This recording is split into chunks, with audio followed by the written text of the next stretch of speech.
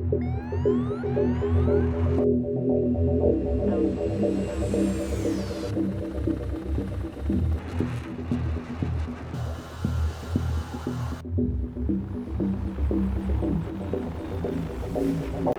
everybody, synicalmanor here. Today we're in the Mirage 2000 and we're doing some landing tutorial.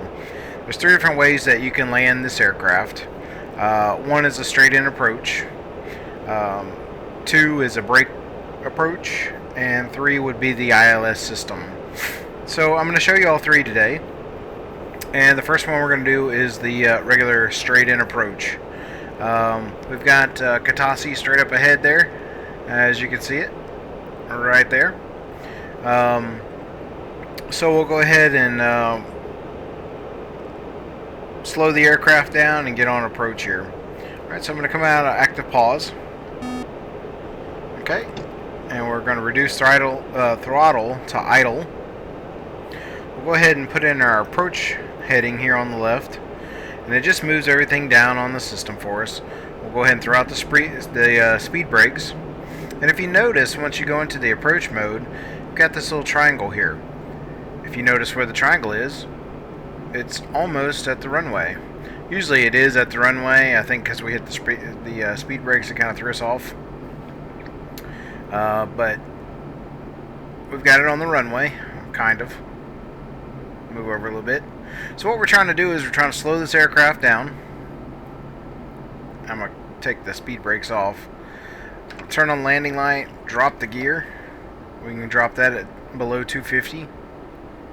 Okay. So you've got these brackets blinking at the bottom here.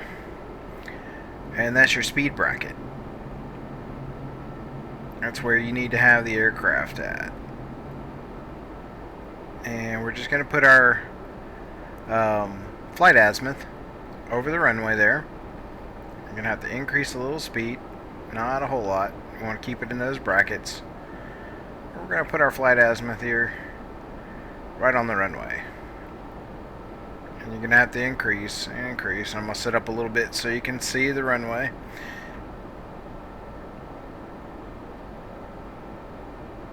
And at first, this will be a pain in the butt. Getting the right speed and all that good stuff. But once you get it, you'll be on it. The closer we get, the easier it is to kind of get everything set up there. So we're kind of over the runway there, and you just want to keep these carrots in the brackets there. That's just the aircraft telling you what speed you need to be at to land. So we're a little to the right, so we're going to go to the left just a fuzz. Increase speed as we increase pitch. And we're coming in. We'll give you an outside flyby. So we've got a nose up attitude. Little slight bit of increase in throttle. Now we'll decrease because we had to move our flight azimuth.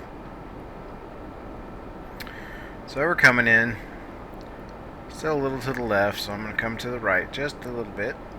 We want to try to get a nice center line approach.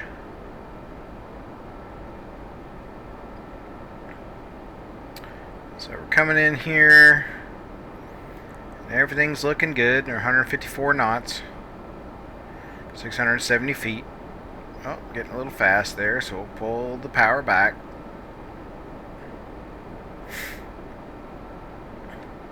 And if you stay inside these brackets here, you'll have a nice touchdown speed.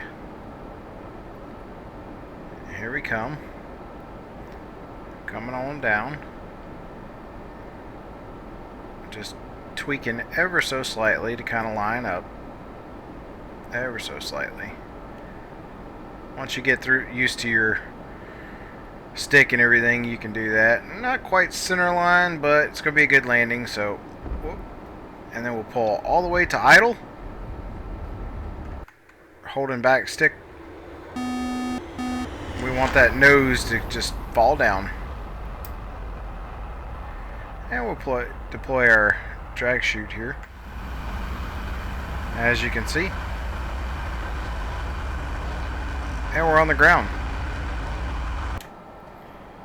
So we'll just cut that, even though it looked like it cut already for us. And that's one way, that's a straight in approach. So now we'll go to the brake approach, and we'll try that out and see how that works out. Alright, so we're back in the Mirage.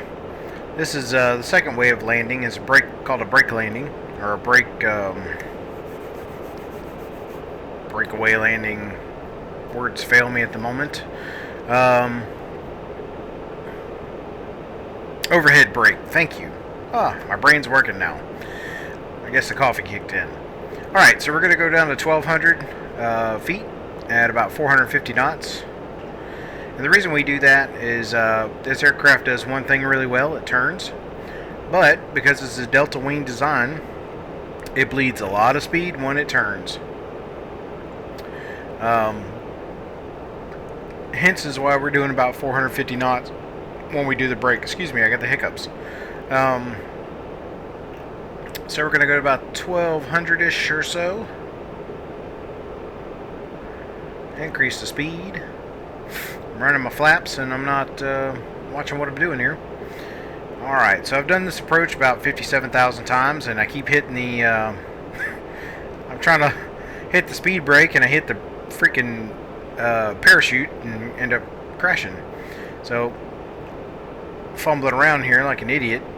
Alright, so we're over the runway. We're coming over the runway. We'll get about halfway down. I'm a little low. That's okay. We'll work it out in the end. We're halfway down. We're going to brake to the left. And we're going to brake here. Now watch that speed. I'm just maintaining level flight. And I'm going to idle with the throttle. But watch that speed. Coming around. Keep an eye on the runway. Coming around. Oh, little back stick there. We're starting to lose it. You see how we're bleeding that speed off? We'll put a little throttle in. Alright, so we are even with the runway. Come back up to about 1,000. I believe when they teach you this, it says about 800 feet or 600 feet, something like that. To me, that's just too low. You get lost. Trying to turn and find the runway and everything, you kind of lose yourself in the trees and everything like that. So you want to stay up high enough, and we're going to the left. Alright, so I'm going to back the power out. I'm at idle. Turn on the landing light.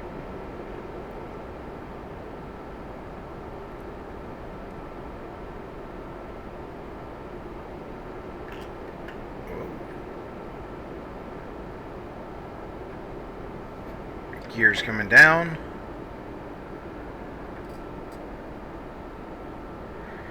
You see what I'm saying? You kind of lose the runway here. I've completely lost it. I gotta give her power because she's failing here. She's dying.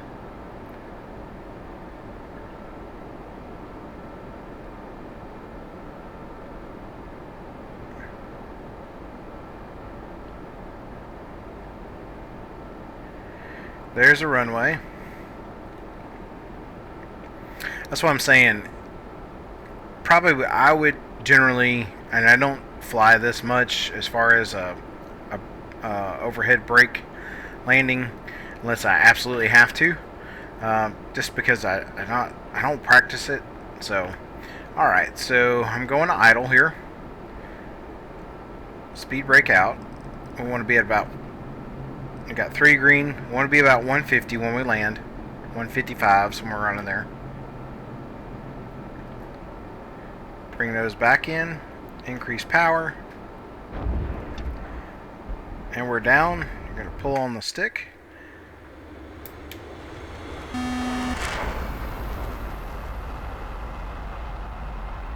Drag chute out.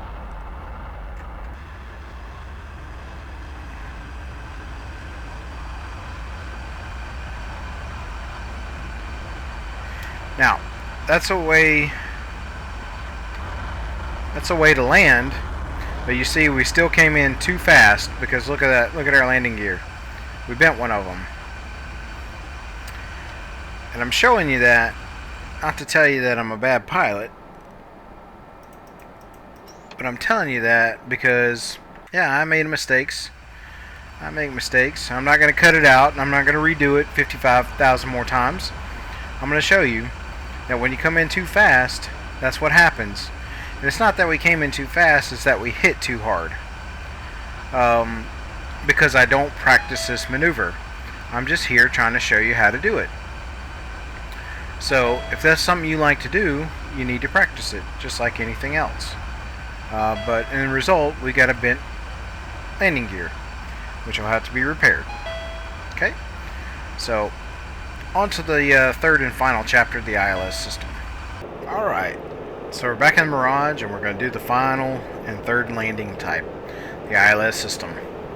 Now, I didn't make it a foggy condition, like most people do when they're doing the ILS, because I want you to see what's going on outside the aircraft. I've got an active pause, so we can just set up everything.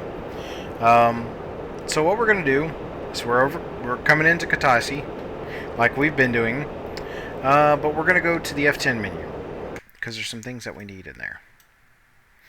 So we'll click on the little blue square here, or the blue circle, if I can learn my shapes. Click on the blue circle, and it's going to give us some information about the airport. Okay, so the elevation is 147 degrees, or not degrees, but 147 feet. We don't care about the runway length. I mean, we do, but we don't need a super long runway for this aircraft.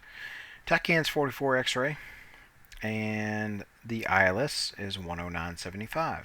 Okay, so 44 X-ray and 109.75 is what we need to know right now. So we'll go back to the aircraft. We're going to set our TACAN to 44 X-ray. And we're going to make sure it's on transmit receive. And it's on X-ray. ILS is going to be 109.75. And you're going to make sure that this is on the M position. Alright, so now that's set up, you're going to go over here and you're going to turn this to TACAN. So we've got 12.3 miles before we're at the landing area. So we're going to go back to F10. We're going to click on our Kataisi here. And the last thing we need is coordinates. So northing is 421044. Back to the aircraft. Plus sign. North 421044. The last number will not show, but it's in there. Enter. Okay, and our easting plus east. Back to F10. Click on that. And that's going to be 424944. And the reason I'm not writing this down is because if you click over here and you get a something like that, you know, like if you're over here and you look, see our coordinates up there are changing, but these are always the same for the airport. 422944. So let's go back. So on easting you have to do 04229. Enter. Okay. Then the next thing we go to altitude. It's actually 147. Not 148, so we're going to go 147, enter, and then we go to our RHDS, and 74 is the degree. So we can go over to our runway here, and we look on this. It's already in there, should be right, but we want to make sure. So we're gonna map it out here, and it's 74 degrees. So that's really all we need to know. We got that down. So let's go back. So that is correct. The next thing we're going to do is we're going to go to our adjust controls, and there's a special button here, and it's called the Magic Slave, air to ground designation INS position update, and I've got that bound to my throttle. I'm just going to update that. Okay, now that that's updated, we're going to come out of active pause. We're going to hit the approach mode. You'll see this dotted line. We're going to turn on our autopilot and then go to our landing. And we're going to take that out of full throttle here, apply some speed brake. because we want to slow down and we want to get our carrots here in our little chevrons. Below 250 degrees, I'm not touching the stick at all. She's flying herself. All we have to do is control the throttle. So we're slowing down here. Go ahead and turn on our landing light. At 250 knots, we'll drop the landing gear. Landing gear is coming down. Notice here, got 3 green. We're good. Still watching that speed, so we still got her going kind of slow. I turn the air brakes off. We're going to add a little power to keep her in the brackets here. Not much. I gave her a little too much.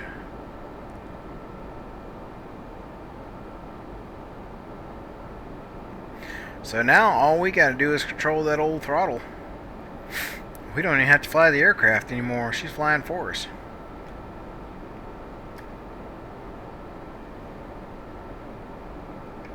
As you can see, it's doing everything for us. All we got to do is do the speed. Ain't that easy? So if you notice here, there's our runway. If you noticed it earlier, it boxed everything up so you could actually outline the runway and all that stuff.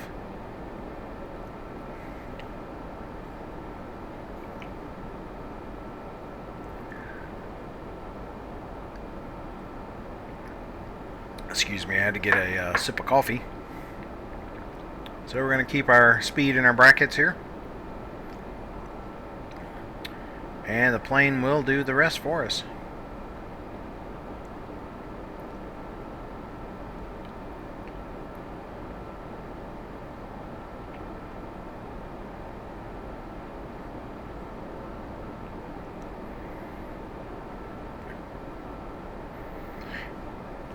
So once you've got the speed in the brackets, it's pretty easy to maintain it, to keep it on speed. So we're going to just double check. We got 3 green. We're good to go.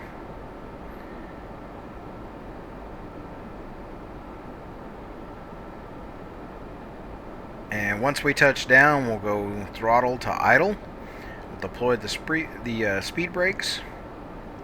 Once the nose wheel hits the ground,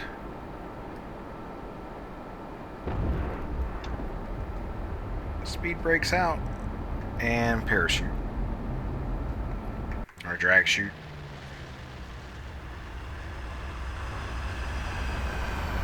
And you see, she put us right on the center line. And we'll go ahead and hit the brakes here. And that's how you do an ILS approach. Super easy. Pull the speed brakes back in. We'll drop the old chute here. And we'll take her out of autopilot. So there you are. You're on the ground. Easy as that. And look at that. Landing gear looks good. Alright, well, I hope that was helpful to you. 3 different ways you can fly the Mirage 2000, or land the Mirage 2000, and get her on the ground safely. The last one being the easiest one. All you gotta do is learn how to put those coordinates in, and you're good to go. So we'll see you next time. Remember, leave me a like, subscribe, and a comment, and let me know what you want to see in the future. We'll see you later. Have a good one.